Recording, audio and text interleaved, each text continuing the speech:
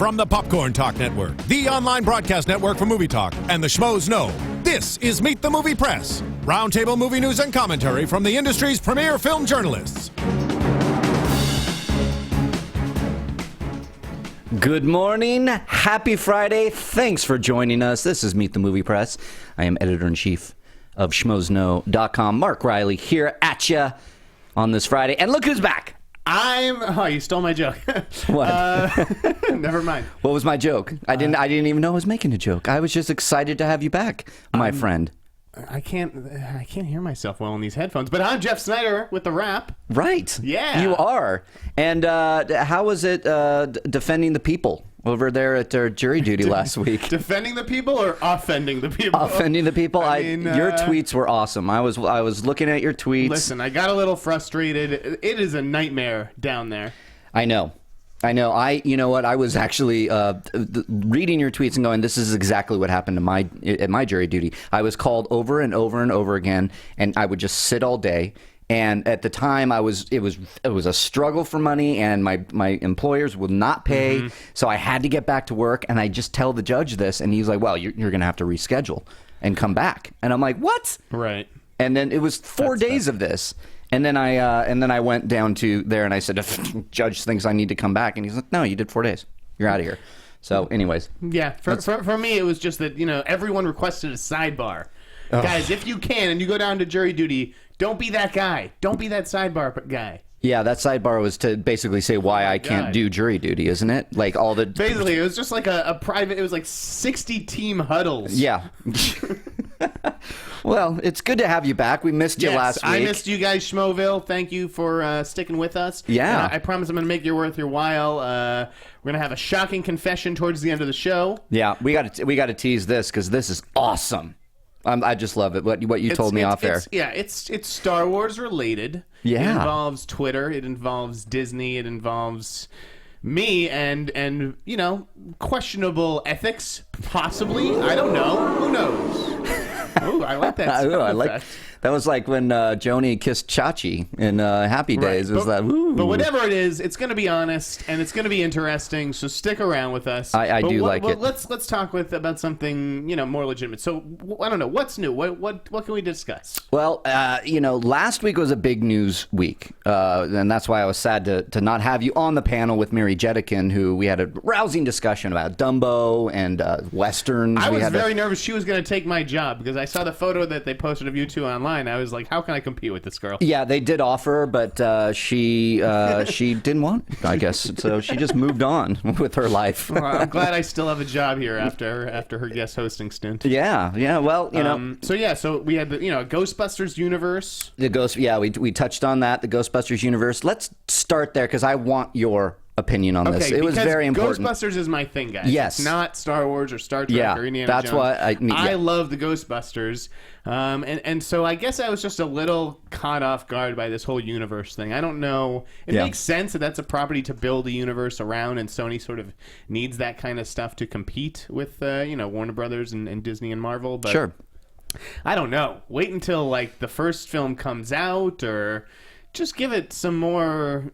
let it start production or something. Yeah. And then they just threw all... I also think that the message was muddled. Yeah. The original Deadline broke that story, and I don't think that it necessarily conveyed the message that Sony was going for. Right. It kind of came out like some of the fallout I saw of that is like, oh, we're not comfortable enough with an all-female led cast. So, no, there's dudes. Right. See, there's dudes. And then what was interesting was just how quickly Devin Faraci built on that. And he was like, there's 4 movies, and this is what they're going to be. Yeah. And I definitely know that there's, Devin's right. There's at least a 3rd movie already in the works. Okay. And we haven't heard about those creative people who they might be courting for that yet. All right. I'm sure El Mayimbe will let us know soon. Yes, I'm sure he will. And guys, if you know, a former guest, Devin Faraci over at Badass Digest, he he kind of filled in some of the blanks.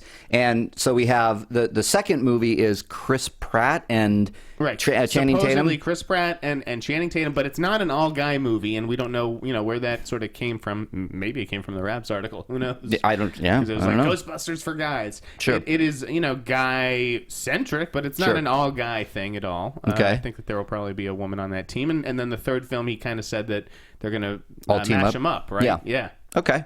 And do you think? I think so. Ivan Reitman is involved, and Dan Aykroyd is involved, and so So Dan Aykroyd is probably going to be back in some capacity, maybe in front of the camera as Ray. Right. Yeah. Listen, who knows? It may just not be the Paul Feig's Ghostbusters. Right. But I could certainly see Ray and Winston popping up in that universe if that's what they're doing. Yeah. Why wouldn't you? Yeah. I mean, I love Ghostbusters too, but it's not Ghostbusters 2, but Ghostbusters as well. Oh, okay. Because I really like Ghostbusters too. I do as well. It's a bad rap out there, folks. Why am I dripping in goo? See, that's my favorite. It's Vigo the Carpathian. I do like Ghostbusters too. Good. Thank you. So I'm excited to see, but I share the sentiment, and it's been going around. We haven't even seen the Feig.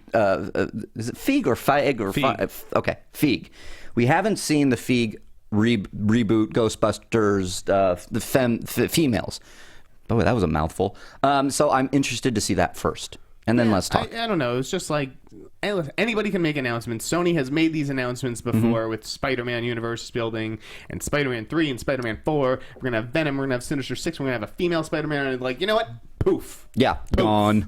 Done. Okay? Yeah. So let's just, bite off what we can chew at the slow your roll, Sony. Is that Good one. Sure. Yeah. Why not? Okay.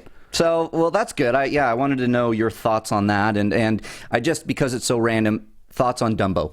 Tim Burton and Dumbo. Oh, I think it's a great match. I actually, I put some time into aggregating that article. Yeah. Tim Burton is great with outsider stories, which is what sort of Dumbo is. Yeah. Edward Scissorhands, people who are a little bit different. Yeah. And yeah, I just think he has the right sensibility for it. Plus, it fits it'll round out his big trilogy. That's right. Big fish, big eyes. Big fish, big eyes, and big ears. This is big ears. Yeah. That's a good call.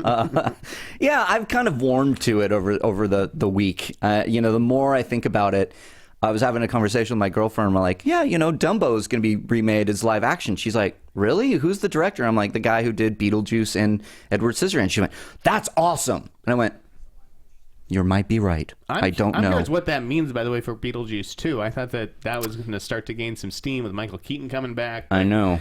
That's what I asked and upset about. I want Beetlejuice 2 very badly. Yeah. I just like it. So, all right, those are the big ones that we talked about last week, and just wanted your thoughts on that. So yeah, and so what do we have this week? Well, we got some, it's been a very quiet week, I thought. Yeah.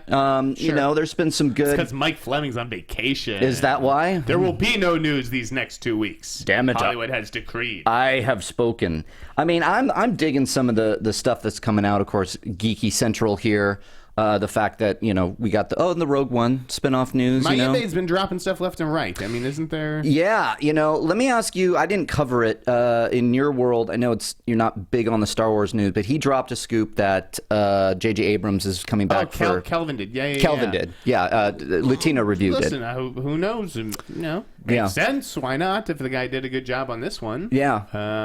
But yeah, it is interesting that he's not a producer on 8. He's not? No, I don't. Is he? Yeah, he's an executive producer. Executive producer. Okay, forgive me. Yeah. I didn't see that full announcement. Yeah, I mean, there's no announcement from Disney. It's just this, the kind of the scoops, they're taking this, but makes sense, Oh, for you're talking about 9 though, but he was announced as executive producer of 8. Yes, that's what you're saying. Okay. Yeah. Yeah. And Rian Johnson's doing 8, and then we're hearing JJ's gonna come back and do 9, which I find interesting. I just want to see Force Awakens first. Before I get excited I for anything. I want to see a different filmmaker, I would too. You know what? My gut instinct is to bring a third in, not just Rian Johnson. What's sort of the with Hunger Games, and I think that there's another example of this. Was it maybe Twilight? I don't know. Yeah, Twilight. It's more Twilight because did too. You would think if they go from JJ to Ryan, and then Ryan would do another one, the way Francis Lawrence did another one. And Bill Condon, but sure, yeah. Yeah, it'd be interesting to have JJ back. Again, it all depends on what we think of this first one, but word is pretty good. Yeah, right? That's what I'm hearing. I'm kind of doing this. I'm doing the. You know what? We're so close now. I'm pulling that out of my ass. I just want to. No, I've heard that. I've heard that the footage, the behind the scoop is Disney was so impressed with the footage, they're now wanting him to come and finish it out. Which all the Star Wars fans out there, myself included, yes, hell yes. If this is true, great. Excited geek over here. Wonderful. Let's move on now. No more talking of Star Wars spoilers, because I don't want to be spoiled. But yeah, Mambi is dropping lots of scoops about DC, Suicide Squad, Joker. Yeah, he said Jackie Earle Haley was going to be part of the cast, and, and I wouldn't be surprised if that was true. I wouldn't either. I don't know the Suicide Squad source material very well. I know the villains, but I'm hearing Thinker. Jackie Earle Haley is the Thinker. I never heard of the Thinker. I have no idea who that is. Jackie Earle Haley, sure. Sounds good to me. Yep. Put him in it. Great. Loved Rorschach. I know. Tough one. Yeah, he was good in that. And so El Mayambi, as always, just cleaning up with the scoops. He's most often right, but he did a Q&A last night. I love when he goes on Twitter and does the Ask El Mayambe. And, so I did catch one where it's like, have you been burned and said, the wrong scoops? And he's like, yeah. And we've talked about that. I mean, you can have information say, this is what's happening right now. And then when it doesn't happen and everybody goes, see, you're wrong. Ha, ha, ha. It's like, well, at one point I was right. Sure. So, well, I'm not really allowed to poke a stick at anyone because I'll never live down Alberto Falcone. What was that? For Joseph Gordon-Levitt's character. Oh, right. I still insist he was playing Alberto Falcone. Oh, in Dark Knight Rises? Yeah, no. That's right. I remember hearing about that. That was incorrect. That was incorrect. He was actually playing Robin. Incorrect. He was Robin. Whatever Spoiler. He was. Spoiler. Well, it's not really a spoiler anymore. I mean, I guess. I wanted to bring up something in the last few weeks real quick. Sure. Remember that rumor that Sam Strike was going to be Spider-Man? Let's talk about this. Yes, I do. Yeah. I just love how, one tabloid says something and the internet explodes. And no, in the end, Sam Strike, this kid who's on EastEnders, is going to be the new Leatherface. I put out a tweet. It was it got pretty popular. A lot of retweets from my followers. Thank you for that. I'm like, hey, remember when that kid who was going to be Spider-Man is now Leatherface? Yeah, good times. Good times. What's funny is that I didn't realize. I actually, and I guess spoiler alert for everybody, I ruined the movie. I had no idea. The movie is actually, designed as a mystery of sorts about three crazy teenagers, one of whom becomes Leatherface. And I had no idea that was a component to it until after we posted. But didn't Sam Strike's manager come out and say there's going to be a big announcement and for my client, and he's like, hype, hype, hype, here we go. Yeah, that's the danger in doing that. And you exactly. know what? What's funny is this is what people don't understand. If this kid had been cast as Spider-Man, there's not a chance in hell he goes on Twitter and starts talking about it, or that let alone his management would. Yeah. I could see an actor making that mistake in this day and age. Mm-hmm. Yeah. But there's no way a manager would go on hit Twitter and be like, huge announcement coming if it was anything to do with Marvel. Like that's probably the first thing that they do is media training. I know. I talked to one of my writers, my managing editor, Alex Welsh. I talked to about it, and he's like, "Do you think he's Spider-Man?" I go, "No. I don't think the manager would be the first one to come out and say this. Right. I think Marvel would be like, shut your mouth.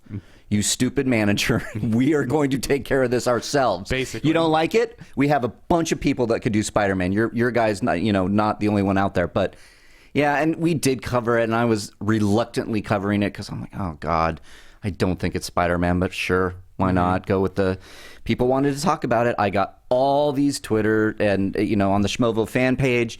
You guys are so awesome, and I appreciate you wanting to talk about it off of the website, off of schmozno.com.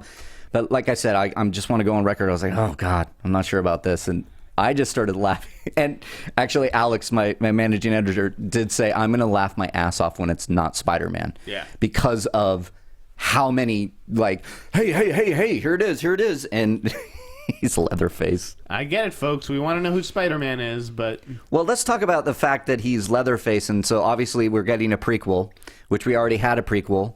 We had Texas Chainsaw at the beginning, so we're going further back. I never saw that movie, and the reason I actually went to the theater to see it, they couldn't get the 3D to work. Really? Yeah, they called the screening off, and I was like, screw good, this. Dodged a bullet. It was awful. I enjoyed the remake. The remake was pretty damn good for a remake. And I know I reluctantly say that because I'm a huge horror fan. The original Texas Chainsaw Massacre is one of my favorite horror movies all time. So the remake did fairly well. So I was like looking forward somewhat to see what they were going to do with the beginning. And then it just crapped the bed. And then we had that other abortion of a movie. I don't even Texas Chainsaw, whatever the hell it was. Did you see that one? I don't know. Who cares? Okay. Chainsaw Massacre. We're over it. Okay. Yeah, we are over it. So it's out there, guys, and we just talked about that. Have you seen anything good, Mark? I'm sorry to bounce around, guys. No, I love this. Schizophrenic. I enjoyed the hell out of Cinderella. I didn't see it. It's really good, huh? I enjoyed the hell out of it, and I tell you why. I do want to write a piece about how important the composer is to the director. And Kenneth Branagh works with Patrick Doyle on every movie. Thor being one of my favorite superhero scores. He then scored Cinderella, and I was just, that was wonderful. The acting was wonderful. The direction, it just was like, it had balls. It was, you know why it had balls? It was like... Cinderella has balls. Cinderella has balls. That'll be on the poster. It was just like, you know what? You know the story, but we're just going to...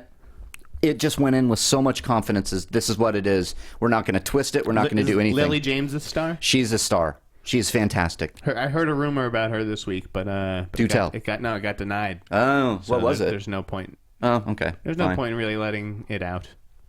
All right. It was a sequel. It was a sci-fi sequel. Blade Runner. Blade Runner. No, I'm not. No, okay. There was not Blade Runner. Okay. Star Wars. No. So wait. Let's. So you saw Cinderella. Was there anything else that comes to mind? No.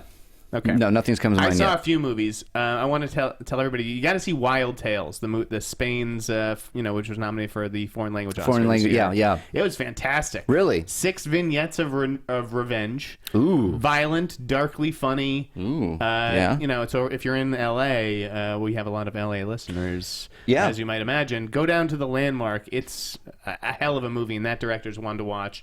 Last night I watched a movie called Hyena that I really liked. Hyena, okay. A sort of British crime movie, and that director's going places. But the one that really stood out, and I'm sure that we've all read about it online, is Roar. That lion movie that Draft House is putting out. Yeah. McWeeny did a good story on it. Yeah. I think Devin has written about it. A lot of the sites have.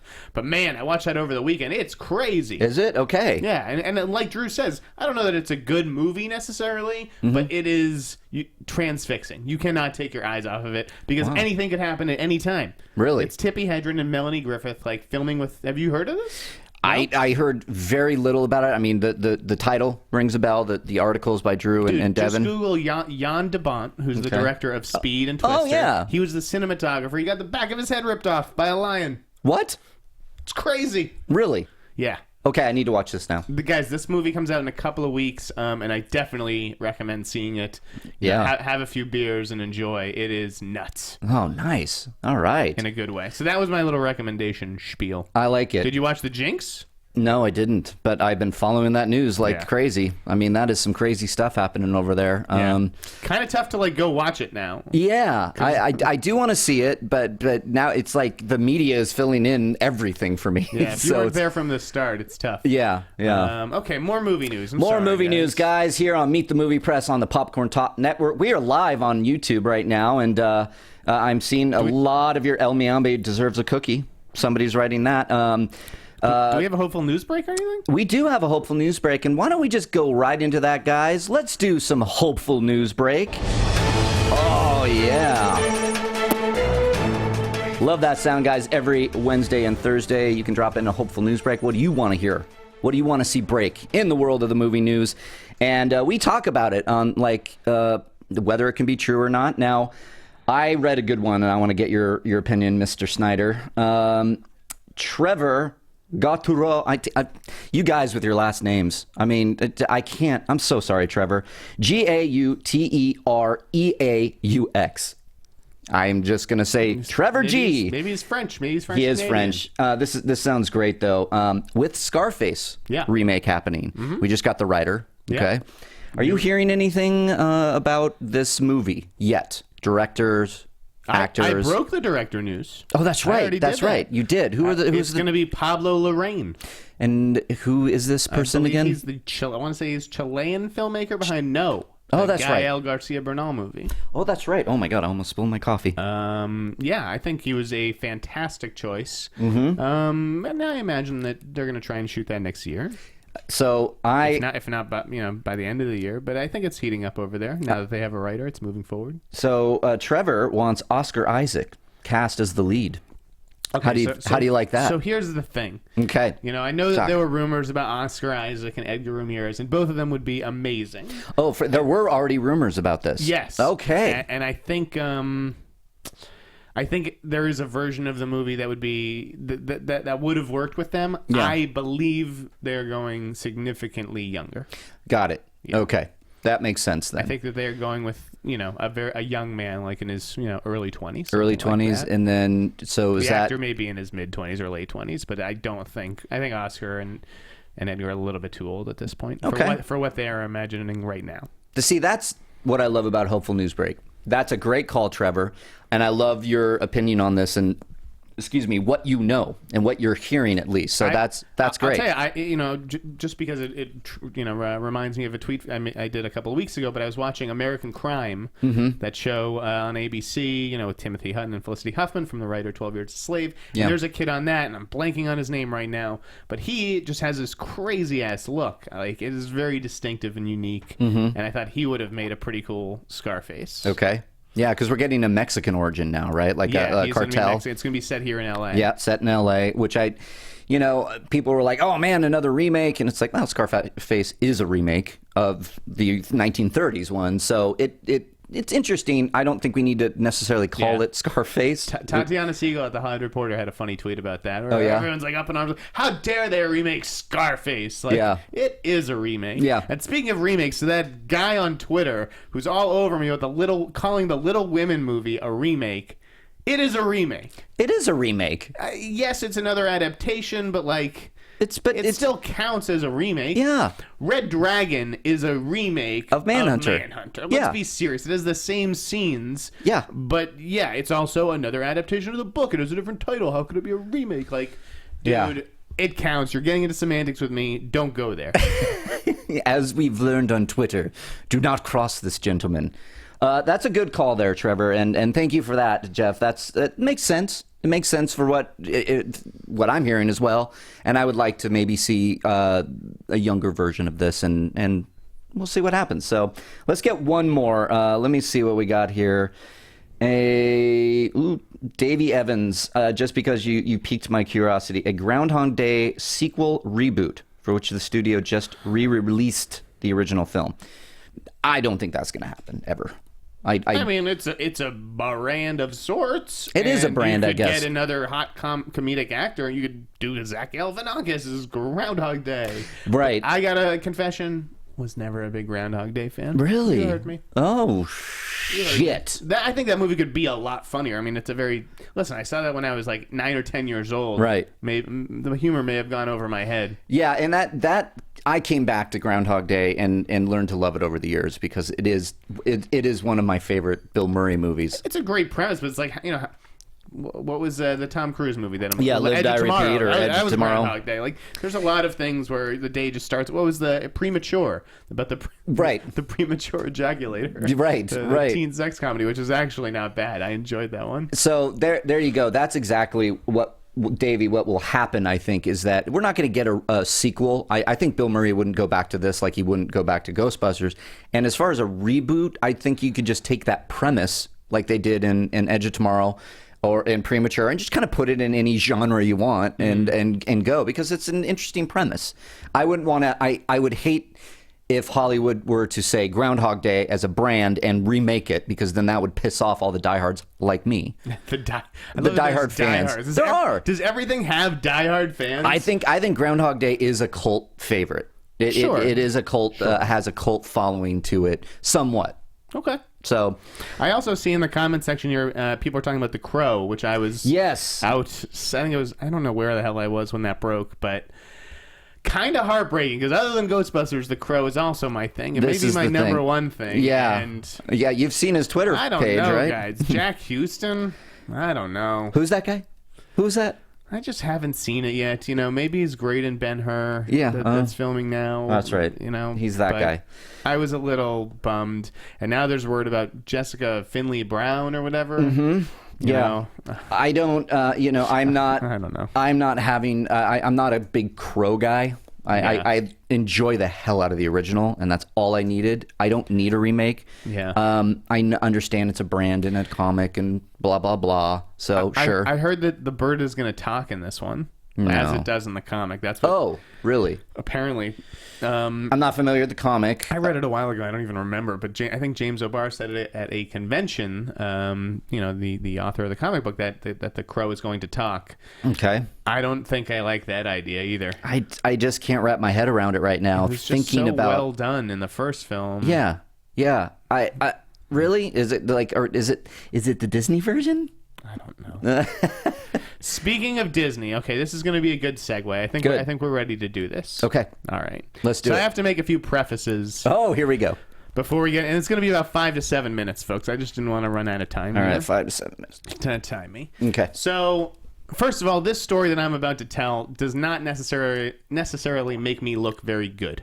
I'm kind of throwing myself under the bus here, but I've had enough, and I feel like I need to call attention to this issue. And I also want to make clear, I really enjoy using the Twitter platform on the Sneider. I love my friends at Disney, and this is not about them. And they had nothing to do with what I'm about to tell you.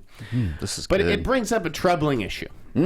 So I would like to confess to the world that on April 29th, 2014, I guess, when the day Daisy Ridley, and the Star Wars cast were announced, right, there was a Twitter account at Daisy Ridley. Yeah. And that was me. Okay? She did not make those statements. I did. And it was I think the first one was like, hello, everyone, or hi, everyone.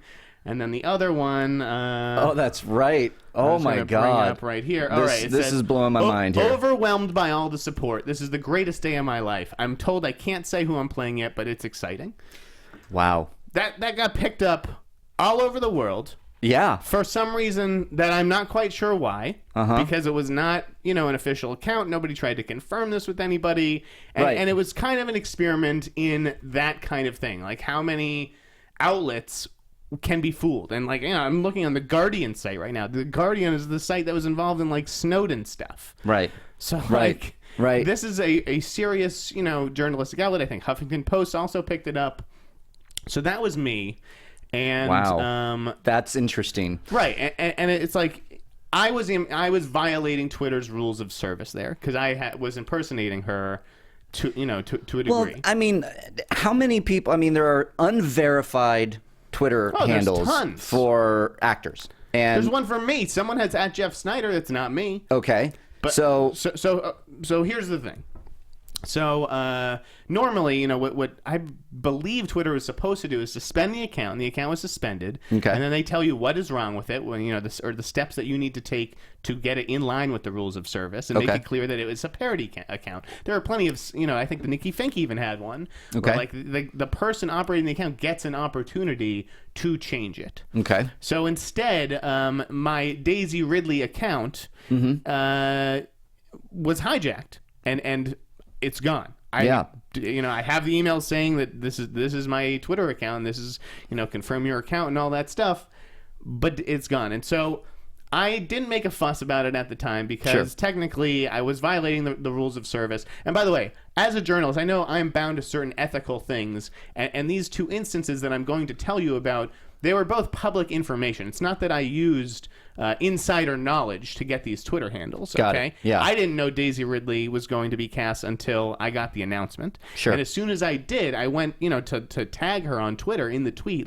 breaking Daisy Ridley cast in Star Wars, and saw there was no Daisy Ridley. So anyone in the world could have gotten that account. And can you imagine the things that they might have said and used that platform for? Absolutely. Okay. I think a lot of people would abuse it. Right. I at least wanted to be responsible with it. And so I was bummed that I did not get a chance to change it, but whatever. Yeah. Then 2 or 3 weeks ago, Mark Platt, the producer of Bridge of Spies, Steven Spielberg's next movie, let the title slip. Yeah. So I went to twitter.com Bridge of Spies to, sign up for, other updates from the film, whatever it is. And sure enough, no one had Bridge of Spies. So what did you do? Now, I think of things as it's DreamWorks, but the truth is Disney still operates DreamWorks' social media accounts. Okay. Because it's, Disney, they handle the live action film. Sure. So I got Bridge of Spies. Okay. And I did a tweet that was like, excited to see everyone back here on October, whatever. Uh-huh. It's going to be a good one. It was like a photo of Spielberg and Hanks. Okay. And it's not like I was claiming to be with the film or anything like that. No, you're being very vague. And I had about it. like one follower, I think. Okay. And actually, Participant Media, which is co-financing Bridge of Spies or whatever, they started following the account and retweeted it. There you go. So they're like, so then somebody's doing it. Oh, so yeah, follow. this week there's an announcement about the official title being Bridge of Spies, and I go to my Twitter page to see if it got any more followers. And it has been hijacked again. Wow. And they have, instead of basically taking the account away from me, they have added an underscore. Right. So now I have Bridge of Spies underscore, and presumably Disney, which is not tweeted from it, has Bridge of Spies. Sure. They're holding on to it for the marketing push now, later, listen, I'm sure. I know how... Forget about what my intentions were, and I promise that they weren't as nefarious as people may make them out to be. But I have a serious problem here with Twitter's behavior, because you can't even talk to them about it. Like, I actually registered official press inquiries. Nobody gets back to you there. There's no phone number to call. Right. And there's imposters for Jeff Sneider. You don't see them doing anything about it. Mm-hmm. So to me, it is about how Twitter basically kowtows to major brands and companies that it can partner with and make money from over the average person. And Mark, it's like if you wanted to create a children's book called Bridge of Spies. This is a great example, please. Yeah, let's say someone Bridge of Spies was a tourist attraction, and whoever ran that tourist attraction or something over there had that Twitter handle. Yeah. Let's say they had it a while ago. Mm-hmm. Can Twitter then just basically come and hijack their Twitter account that they've spent time following? Now, it doesn't matter how much time it is, whether it's 5 minutes or 5 years, weeks. Yeah, Yes, and to answer your question, yes, it's obvious they can. Yeah, I mean, now, and then that's the thing. You are sort of there as a guest for Twitter, and I totally understand that, and that they have the rules of the house. Sure, but I think that they need to have some kind of clear policy. I've reached out to them to be like, listen, what can I do to fall in line with your rules and regulations so this doesn't happen again? Right. And again, I've never used any insider information. Right. Mark Platt made a public statement that the movie was called Bridge of Spies. At that point, everyone involved in the film and DreamWorks and Disney knew it was called Bridge of Spies. Mm-hmm. Why didn't anyone lock up that social media account? That's a lack of foresight. There you go. Same thing with Daisy Ridley. You don't think that contract took weeks or months to hammer out? They knew that Daisy Ridley was being cast. She knew she was being cast. No one thought to get the Daisy Ridley handle. Yeah, and certainly her publicist, right, should have gotten the Daisy Ridley handle. I've basically now been punished twice for simply having the foresight and forethought to try and get these things, and I don't think it's. I get how you may think it's wrong because it's texting. At least in the Daisy Ridley one, I think that they would call it squatting or something like that. Yeah, and everyone has a right to their sort of name on a certain platform, but I don't know, man. These are. I find it's interesting. There's definitely a line, in my opinion, that you're walking, and I kind of like. A lot of people are saying you catfished us, which I find funny. But you were walking a line, and you actually opened up a door for a very interesting discussion. In my opinion, I think so too, and that's all I'm asking for. Like, I know. This may get me in trouble. I don't think that it really should, and I have a good relationship with the people at Disney, and it's not like I thought, oh, this is a Disney movie, this is what I'm going to do. Right. I mean, I talked to the Lucasfilm people about it. They didn't even know about it. I mean, and the people I deal with at Disney are not involved in this kind of stuff. This is like lawyers. Yeah. But it's just, I would like to have the discussion. I think that people need to be aware that there is a danger, that at any time it just seems like Twitter... as long as a brand or someone more powerful than you makes the request, boom, you're gone. Yeah, no, and I go back to your example. If I wrote a children's book and I just created a title in my head and I'm working on that novel and I have the Twitter and I'm getting people excited, and then all of a sudden a movie studio decides they're going to call their next movie the title I came up with. Right. And they go on Twitter and they realize there it is. Do they have the money then to go, hey, Twitter, and then right. it's gone. That's what it sounds like is happening. And there's a million ways to modify the Twitter handle or whatever and make it a Bridge of Spies movie, Bridge of Spies film. Bridge of Spies, yep. Yeah. Whatever it is. Why couldn't the official Bridge of Spies get the underscore? I deal with these people and can go to premieres. So let's say if it was some kid in Kansas who did that, and all he's looking for is like 2 tickets to the premiere, some kind of thing. It's not even necessarily for monetary gain or financial gain, but like. Yeah. I just don't see there's something troubling about it, and it seems dangerous to me. Yeah, so I wanted to bring it up, and if I had to confess and throw myself under the bus to do it, so be it. And good on you, dude. You admitted something. Some people are calling it clickbait, catfish. I think it's an interesting experiment. And that's how I viewed it. I want to see who picks this up without verifying anything anymore. I think it's very interesting when you look at just a kind of the world we live in. Mm-hmm. Social media now is definitely looking like it's taking over the world, and this is an example of how you can fall into and believe that. I think it's also freaking hilarious. I also wanted to see that I could write in the voice of a 22-year-old girl, and I think I nailed it. I think how many followers did that account get? I think it got something like 2,000 or 3,000 followers before it got suspended. Oh, and I'm sure that is Disney sort of raising that red flag. Well, that's okay. It didn't get crazy. It didn't go overboard. If we're talking Star Wars followers are not.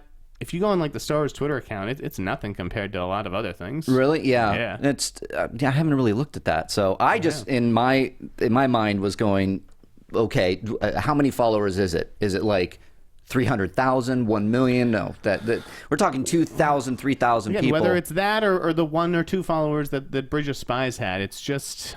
There's something that's off about it, and I felt like it had to be called to attention. Well, that's the theme, folks. Whether you believe or agree with what Jeff did, right? The fact of the matter is he owned up to it. And the second part of this is it's interesting to see that if you have maybe it's a power, money, what have you, these movie studios that have these resources available, you're unknown. Right. Brands are favored over the individual. Absolutely. So you're kind of anonymously just doing a Daisy Ridley Bridge of Spies Twitter account. Yeah, it's unverified. Maybe I wanted to make a fan page. I mean, they didn't give me the opportunity, really. I don't argue with them in that case because it was sort of viewed as a clear act of impersonation. Mm-hmm. And even though it should be suspended, the account should have been suspended, it was in fact deleted and taken away. There you go. The Bridge of Spies thing is a different sort of thing. Yeah, we're talking about what I had. That is why I came forward. Yeah, I think it's interesting, guys, because Daisy Ridley could have gone unnoticed. You could have just been the account's gone, and the people out there could have gone, oh, that wasn't a verified account. So now, also PSA here, check for that blue mark. To if you want to follow, at least if you're a reporter, or if you're a fan that wants to know that this is the person. You got to be careful for those things. And whoever is Jeff Sneider out there on Twitter, I'm coming for you. There you go. And I will find you. They have a hashtag Twittergate. I love it. Paramount has done that on Facebook with fan pages for film franchises as well. There you go. And it says the Friday the 13th, the franchise handle. That's interesting. So you have a fan page on Facebook, and then the studio hijacks it and takes it away from you and makes it their official, which sounds like you create a fan page, okay, for, let's say, Friday the 13th, and you get all these followers because they're fans as well. And then the movie studio comes in there and hijacks it and takes those followers. Right, to help their... It's the fault of the studio for not locking this stuff up. I mean, when you're clearing a title legally, that should be part of the thing. Like, hey, can we get, this domain on www.whatever? And right. I don't know. Twitter, Paige Myers on the live chat says Twitter's useless with its reporting feature, though. All someone has to do is click report and you're suspended. So, yeah, I guess so. I mean, there's a lot of... We could do a whole show on this, guys. Listen, I think Twitter's a great. Yeah, I don't want to. We're moving on. Yeah. Twitter's a great platform, and I'm glad that I've developed some kind of following on it, and it's great to interact with my audience and readers. But there's definitely some flaws in the system there. There is, and I've become a Twitter faithful. I mean, I use that more than Facebook now for just thoughts or mostly business, sending out these tweets and for what I'm doing, and I like that. But so the lack of communication is really why I'm coming forward. If I could have had a discussion with someone at Twitter about this, I gladly would have. But instead, we're going public. But yeah, we went public, and maybe the nightly show will cover this now. Yeah. Which, by the way, thank you. Yes, thank you. Guys, I don't know if you're aware, and thanks to Maria Menounos, which, by the way, thank you, Maria Menounos and Kevin Undergaro, for giving us this platform here. And Maria, thank you very much for the tweet last night, because that was really cool. Yeah, so again, for those of you who don't know, there was a clip of Mark and I, and I think Justin Kroll from Variety, just talking about sort of colorblind Spidey casting on the nightly show with Larry Wilmore on Comedy Central. Yeah, and we got thank you to one of our Twitter followers, one of our fans and followers last night for giving us the heads up. It then did go a little like wildfire as behind the scenes. I was talking to Jeff. I was talking to Popcorn Talk peeps. Maria Menounos comes out with that wonderful tweet, and it's like, all right. Phil, do we get any money? Do they have to license that clip? Yeah. We'll find out. We'll tweet them. Let's tweet. Let's get some back end here. We got like 10 minutes left, right? Okay. We got 10 minutes left, so let's get back to Meet the Movie Press here on the Popcorn Talk Network. Ooh, I like that voice. Yeah, that was good. Sounded good. Let's talk about, I want to get your thoughts on this because it was a double take of a article for me when Joseph Gordon-Levitt doing a Fraggle Rock. Down to Fraggle Rock. Wow. Where did that come from? Beats me. Dave McNary pulled out a good one. Yeah, right? I know the Henson folks love him, as everybody does. Dave's sure. the best. Yeah. We play basketball together. And so, he dropped a big scoop on Thursday. I'm like, what day of the week is it? Yeah. Joseph Gordon-Levitt's going to produce and star in the film. New Regency is doing it. Yep. I really like what they've been pumping out lately, and the Henson Company is involved. I grew up watching Fraggle Rock. I don't really remember much about it, but I remember loving that theme song on HBO. How could you not love the theme?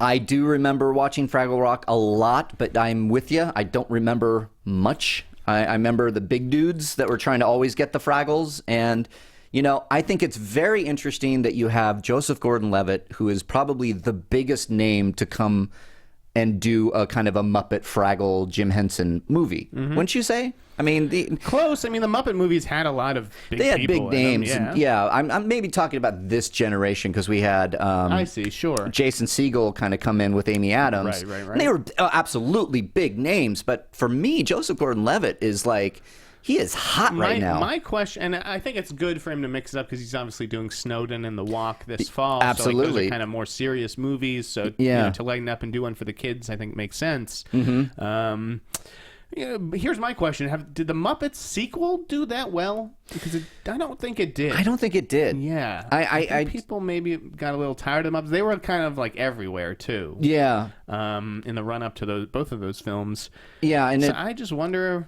I don't know. We've been hearing about a Fraggle Rock movie for a long time. Just because that news came out doesn't mean it's like definitely happening. There's no director on it. There were no director or writer, I don't think, mentioned in that story. No. We just have producing and starring. So, your guess is as good as mine on what this could be about. I mean, I'm trying to remember. The Fraggles live underground. Yeah, there's I don't know. I looked at Doozers and Gorgs.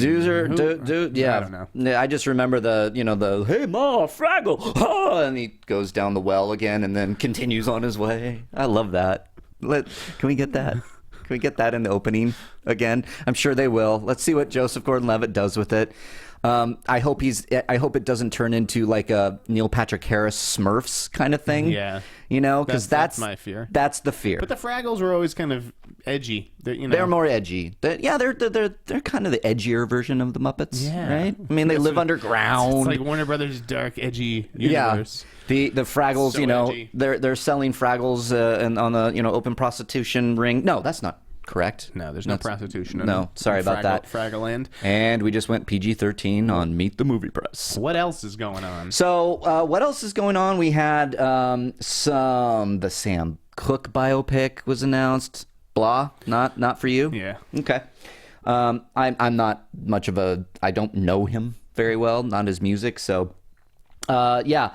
Just that JGL, that was a big one for this week. I'm kind of trying to think. I did enjoy your scoop on Amy Pascal and Sarah Polley doing the Little Women remake.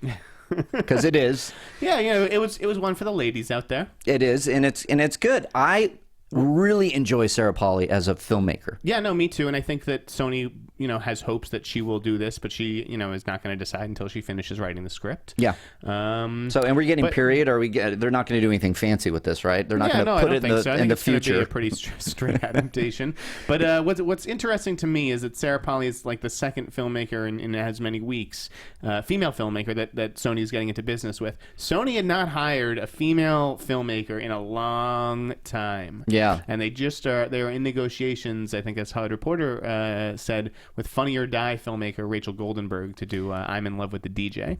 Oh, yeah. Which was written by Lauren Kahn and Adam McKay. I think Adam McKay actually did a rewrite on that. I don't know if that ever came out, but well, I think it's great. I mean, we need more women filmmakers out there. We need strong women actors and protagonists. So this is great all around because and having Amy's another female producer on the lot, which I think is good. And yeah, this is great all around, I think. So I do want your opinion on the Pixels trailer that dropped. Oh yes, Pixels. That's another Sony project. I thought it looked really good. I love Adam Sandler. Listen, I grew up watching this guy's movies.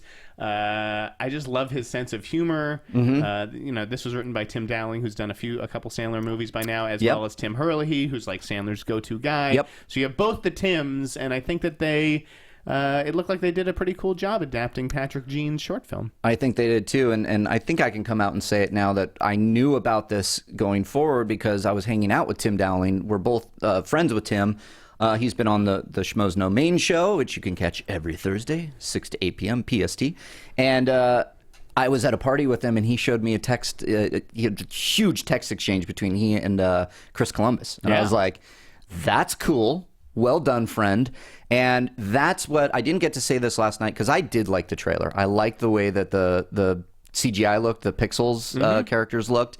It just was surprising to me. This is the most expensive Adam Sandler movie ever made. I'm sure. This is his first big budget blockbuster. This is a summer blockbuster, guys. This is I'm so happy for Tim and Dinklage and Josh Gad. Can't go wrong with those guys. Yep. And then Kevin James is the president. Kevin James is the president. That's who he is. Yeah. Oh, God. I would vote for Kevin James for president right now. I would too. I think he was already the king of queens. Regarding the show last night, we did talk about this. People are on two sides of the fence on this one. Kevin James and Adam Sandler being kind of over their shtick. And then on the other side of it, it looked cool, somewhat funny, good. I don't think anybody really talked about it's Chris Columbus behind the camera. Right. Guys, that's really cool. He has what was the last movie he did? I can't remember. Harry Potter's Sorcerer's Stone or all I need is Home Chamber Alone. of Secrets. Oh, you had me at Home Alone. Home Alone, Mrs. Doubtfire, writer of Gremlins, the original, writer of Goonies. It's going to be fun. It's going to be a fun movie. This guy has some serious pedigree. This is right up his alley. Tim is a geek. Absolute geeky guy who loves Star Wars and Indiana Jones and all these things. So you got that guy, and then he's cool enough to have actual arcades in his house. He has arcades in his house and a full replica of Han Solo in carbonite on his wall. You bastard! I'm jealous. That looked cool. What is there anything else? Riley, I'm not sending you anything. Riley, check Twitter. I'm sending you something, guys. What? We're in the middle of a show right now. I'm in the middle of a show. Twitter. What do you want? Civil War synopsis revealed. Okay, well, that's fair. Guys, we know. I mean, we're trying to get... What is there to know? There's a bunch of superheroes are going to get into a fight, and some of them are going to die. Yes, we did know the start date, and that was covered. I think it did come out maybe I thought it came out yesterday. Maybe it came out today. I don't know. I know it's all about the comic. I know, guys, thank you, by the way, for sending that to me and catching my eye on the live chat in the middle of the show. I love how important start dates are. Like, fans need to know when's the start date. Yeah, I mean, we know that it's coming. Yeah, it's real. Believe me, it's real. We had Mark Grazer on, who broke the scoop of Robert Downey Jr. Right. So we've been talking about it for a while. Am I excited?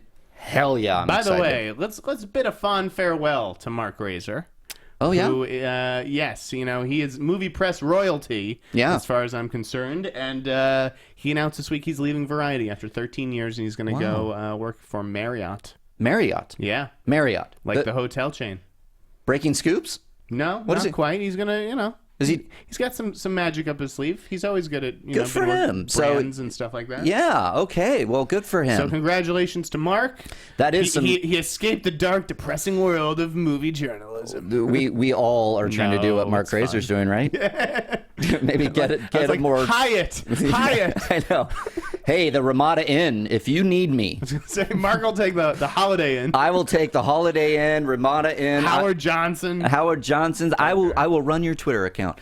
No, guys, Civil War, great stuff. Casting notice, extras, blah blah blah. Synopsis. We know that the events following. We should go soon. We should. Yeah. Oh yeah, it's time. Are you looking forward to anything this weekend? No, not really. I'm in the middle of a move, guys, so I am not happy. So you're not going to see Insurgent? Oh well. Divergent. Looks ridiculous. Divergent was okay in my book. Never read it, but watched it. Went on a press screen with the Schmoes last year or whatever it came out, and I was like, that happened. Wasn't crazy about it. I think Shailene Woodley is so wonderful, but I just don't like her in those movies. Yeah, I think they're all wrong for her. I think the movie looks ridiculous. Yeah. And The Gunman was not very good, unfortunately, folks. I had to tell you. I'm hearing that as well. I probably am not going to make it to the movies this weekend because I'm moving. And just a small announcement, I will not be here next week as I move officially. You're stuck with me, guys. You're stuck with Jeff. We will announce a co-host for him very soon. Sure. Or he might just create maybe a Twitter handle and maybe just go through that and tweet. I'll start tweeting as Sean Penn. You won't know the difference. Yeah. Guys, we're going to wrap it up. Let's wrap it up. Stay tuned to the wrap later today. We're going to have Sean Penn's top 10 movie quotes as I saw fit. And I think we're going to be doing a new series at the wrap, just top 10 movie quotes, which I had fun researching. Oh, I like that. That sounds good. What do you think his top one is, real quick? God. Nothing comes to mind, huh? Nothing. He was a tricky one. Yeah, I'm trying to remember a quote from... wait. No shoes, no shirt, no dice. From Fast Times? Oh, that's a good one. Yeah. Oh, man, I should have used that one. What is that? I'll call my editor right now. What does that say? We had a different one. No shirt, no shoes, no dice. Well, we had a different one from Fast Times. You'll have to read the article to see. That's my skull. I'm so wasted. No? Is that it? There are clearly a lot of good ones. It was a lot more simpler than that. Anyways... Yes, that's been... Rate, comment, subscribe, that spiel. Yep, meet the Movie Press here on the Popcorn Talk Network. Please rate, subscribe, comment.